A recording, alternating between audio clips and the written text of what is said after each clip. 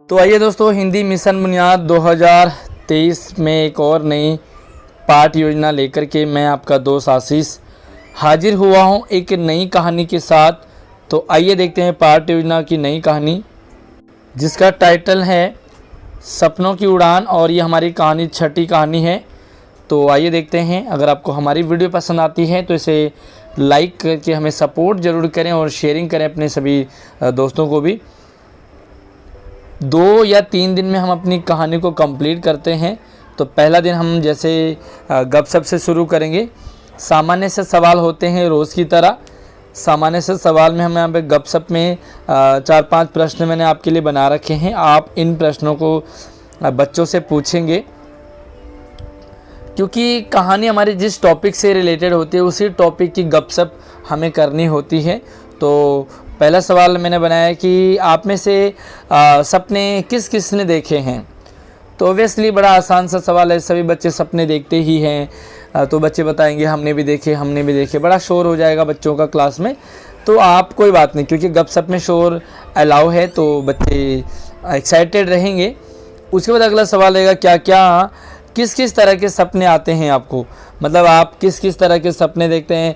तो कुछ बच्चे भूत के कहेंगे, कुछ डरावने कहेंगे, कुछ कैरियर से रिलेटेड कहेंगे, है ना। तो अपने अपने बच्चे ओपिनियन रखेंगे। सपने देखना ज़रूरी है तो क्यों, और नहीं तो क्यों, है ना। तो फिर बच्चे आप पूछेंगे भाई क्या सपने देखना ज़रूरी है, अगर ज़रूरी है तो क्यों देखना चाहिए, नहीं है तो क्यों, क्या सपने अपने आप आते हैं या आप उन्हें देखते हैं, ये सपने क्यों आते हैं, इस तरह से आप सवाल पूछेंगे। और अगला जो सवाल है, अपने अजीबोगरीब सपने के बारे में बताइए। तो बच्चा अपना ओपिनियन शेयर करेगा कि एक बार की बात है मेरे साथ ऐसा हुआ, मेरे साथ ऐसा हुआ। ये प्रश्न मैंने आपके लिए सामान्य से रखे हैं। इसके अलावा आप ऊपर नीचे प्रश्नों को कर सकते हैं। मेन मकसद रहता है गपशप का कि जो कक्षा का, जो क्लास का इन्वायरमेंट है वो अनुकूल हो, बच्चे बात कर पाएँ, एक दूसरे से कनेक्ट हो पाएँ, क्योंकि डिफरेंट परिवेश से बच्चे आते हैं।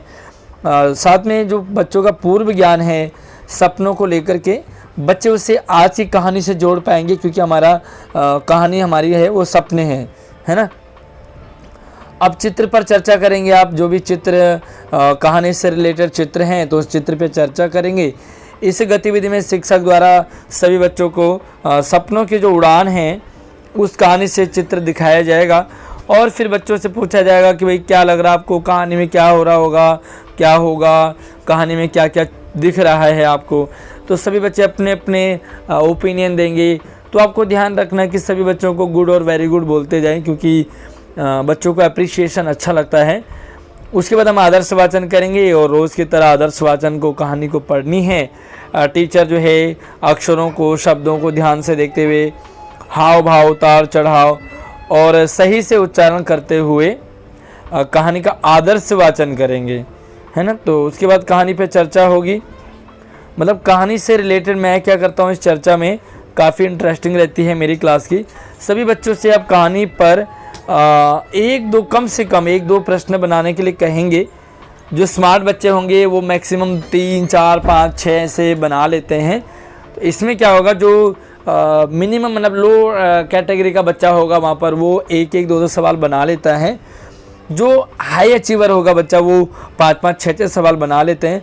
उसके बाद क्या करेंगे, जिनके मैक्सिमम सवाल बने उनके लिए क्लैपिंग करवा दीजिए, ताकि दूसरे दिन बच्चे मोटिवेट हों कि हमें भी ज़्यादा से ज़्यादा प्रश्न बनाने हैं। उसके बाद जो बच्चों ने प्रश्न बनाए हैं वो एक दूसरे से पूछेंगे, बच्चे जवाब भी देंगे, है ना। कॉमन से सवाल होंगे बच्चों के, छोटे छोटे से सवाल होते हैं। इसके बाद कहानी में भी, प्रत्येक कहानी में कुछ 4-5 प्रश्न दे रखे हैं, उन प्रश्नों को भी आप डिस्कस करेंगे। तो बच्चे बड़े इंटरेस्टिंग के साथ में पढ़ लेंगे और समझेंगे। अब आपकी बारी। तो ये एक्टिविटी आप अधिकतर आप अभी तक इससे रूबरू हो चुके होंगे। शिक्षक जो हाव भाव, उच्चारण के साथ सभी बच्चों को भी कहानी पढ़ने के लिए प्रेरित करेंगे। मेरी तरह कौन पढ़ेगा, ये कौन पढ़ेगी कह कर के बच्चों को मोटिवेट करेंगे। और कुछ बच्चों को, जैसे कल 3-4 बच्चों को दिया, आज दूसरे बच्चे होंगे, परसों दूसरे बच्चे होंगे, तो रोज़ कुछ नए नए बच्चों को पढ़ने का मौका दिया जाएगा। उसके बाद अंगुली वाचन है। तो अभी किताबें आने लगी हैं, मिशन बुनियाद की किताबें आ गई हैं। तो अब आप इस एक्टिविटी को कर सकते हैं। इस एक्टिविटी में आप जो है पढ़ें, आप भी पढ़ेंगे और बच्चे उंगली रख रख करके कहानी को समझते हुए पढ़ेंगे, ताकि बच्चे अपना ध्यान लगा पाएँ। असल में हमने देखा कि बच्चे पढ़ कहीं और रहे होते हैं, ध्यान कहीं और होता है, तो उंगली रख कर के बच्चे अच्छे से पढ़ पाएंगे। उसके बाद क्या होता है 12 खड़ी गतिविधि। तो 12 खड़ी गतिविधि रोज़ आप एक ही घिसी पिटी एक्टिविटी ना करवा के डिफरेंट अलग अलग करवाएं। तो मैं क्या करता हूँ, अलग अलग मैंने कुछ कार्ड्स भी बना रखे हैं। साथ में जिस दिन कार्ड्स ना हो तो ब्लैक बोर्ड का यूज़ करते हैं। अक्सर मात्राओं के द्वारा 12 खड़ी गतिविधि की जाएगी। श्यामपट्ट पर मैं इस एक्टिविटी से रिलेटेड कुछ अक्षर लिखूंगा, जैसे र, स, त, ह और च। आप 3 भी लिख सकते हैं, 4 भी लिख सकते हैं, मैंने 5 लिखे हैं। इन अक्षरों को लिख करके इनसे नए शब्द बनाएंगे। तो बच्चे बहुत एक्साइटेड होते हैं नए शब्दों को बनाने के लिए। आप यकीन नहीं मानोगे, बच्चे मात्राएं लगा करके बहुत गजब नए सवाल बना देते हैं। जैसे तरह बना दिया है ना, यहाँ पे ता को जोड़ा, र को जोड़ा, हा को जोड़ा। इसी तरह से रच बना दिया, इसी तरह से तार बना दिया, इसी तरह से रात बना दिया। तो बच्चे अपने अपने सवाल यहाँ पर मतलब शब्द बनाएंगे और बहुत मज़ा आपको आएगा।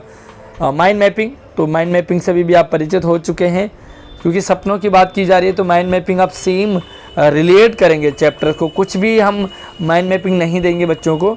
तो सपना जो शब्द है उसको लेंगे और सपना ब्लैक बोर्ड पे लिख देंगे आप, लाइक दिस। मैंने यहाँ पे थोड़ा सा अट्रैक्टिव करने की कोशिश की है। थोड़ी मेरी ड्राइंग अच्छी नहीं है तो इसलिए मैं नॉर्मली कर रहा हूँ। सपना लिख दिया, उसके बाद बच्चे यहाँ पे भूत लिख दिया, मज़ेदार लिख दिया, उड़ान लिख दिया, डरावने सपने, नींद में बड़ा आदमी बनना है। ये सारी चीज़ें बच्चे खुद बताएंगे और आप देख पाओगे कि बच्चे जो ब्लैक बोर्ड भर देते हैं, है ना। तो आप जो है सभी बच्चों को मैं ग्रुप में बुलाता हूँ। बच्चों को मैं ग्रुप नंबर 1 आ जाए तो सारे बच्चे आके लिख जाते हैं। तो मैं आपको कुछ पिक्चर दिखा देता हूँ जो हमारी क्लास में बनते हैं माइंड मैपिंग से। एक ग्रुप ने, एक क्लास ने इस तरह से बनाए हैं, आप देख सकते हैं।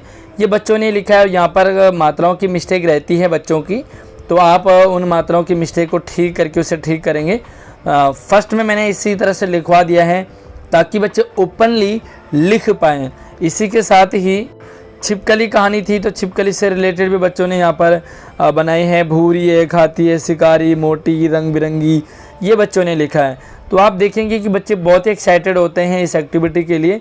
इसी तरह से आप रिलेट करके चैप्टर से रिलेटेड ही बनाएं अपने माइंड मैपिंग। इस तरह से हमारी जो पहले दिन की कहानी यहाँ तक हो जाती है। देखिए मेरी कहानी ये 2 दिन में समाप्त नहीं हो पाती, मेरी कहानी 3 दिन भी चलती है, तो आप इसे 3 दिन भी चला सकते हैं। उसके बाद देखेंगे तो यहाँ पर जो शब्द आ रखे हैं माइंड मैपिंग से रिलेटेड, बहुत सारे शब्द आते हैं। बच्चों को पहले दिन ही बता दें कि भाई इन शब्दों से आपको नाटक, कहानी या कविता बनानी है। उसके बाद आप जो है बच्चों से कह दिया जैसे, तो बच्चे अपने घर से थोड़ी बहुत शब्द लिख करके, एक छोटी छोटी कहानी लिख करके लाएंगे। उसके बाद आपको फिर से नए दिन की शुरुआत दूसरे दिन की गपशप से करनी है। और दूसरे दिन की जो शुरुआत होती है वो गपशप की, पहले दिन जो कहानी आपने पढ़ी है, सुनी है, समझी है, उसी कहानी को बच्चों से दोहराएंगे। मतलब पहले क्या हुआ, फिर उसके बाद क्या हुआ। बीच बीच में आप कुछ ऐसे प्रश्न भी पूछ सकते हैं जो नए हैं, यानी कि समझ पे आधारित हैं। तो इस तरह से बच्चे काफ़ी एक्साइटेड भी होते हैं कहानी पढ़ने के लिए, आंसर देने के लिए, राइट। उसके बाद लेखन में हमें ज़्यादा फोकस करना है, तो लेखन गतिविधि आ जाती है।